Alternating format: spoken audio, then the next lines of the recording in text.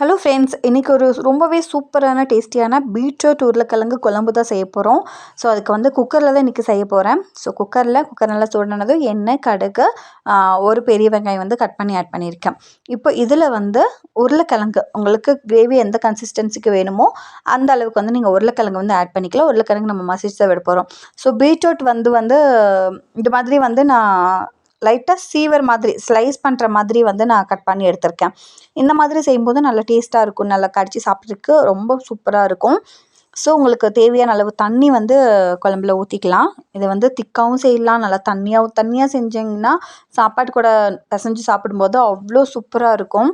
திக்காக செஞ்சிங்கன்னா நீங்கள் தோசை, பூரி, சப்பாத்திக்கெல்லாம் சாப்பிட்டுக்கலாம். ரொம்ப சூப்பராக இருக்கும். ஸோ இதுக்கு வந்து உப்பு, குழம்பு மிளகாய்த்தூள், கருவேப்பிலெல்லாம் போட்டுட்டு குக்கரில் சரியாக ஒரு 4 விசில் வந்து வச்சு எடுக்கணும். 4 விசில் வச்சோம் அப்படின்னா நல்லா சூப்பராக வெந்து வந்திருக்கும். நம்ம உருளைக்கிழங்கெல்லாம் மசிச்சு விட்டோம் அப்படின்னா குழம்பு வந்து ரெடி ஆயிரும். ஸோ மறக்காமல் ட்ரை பண்ணி பாருங்கள். இது வரைக்கும் நீங்கள் செஞ்சதில்லை அப்படின்னா கண்டிப்பாக செஞ்சு பாருங்கள் பீட்ரூட் வச்சு. நம்ம வீடியோ பிடிச்சிருந்தா லைக் போட்டுக்கோங்க. அந்த சேனலுக்கும் சப்ஸ்கிரைப் பண்ணிக்கோங்க. தேங்க்யூ.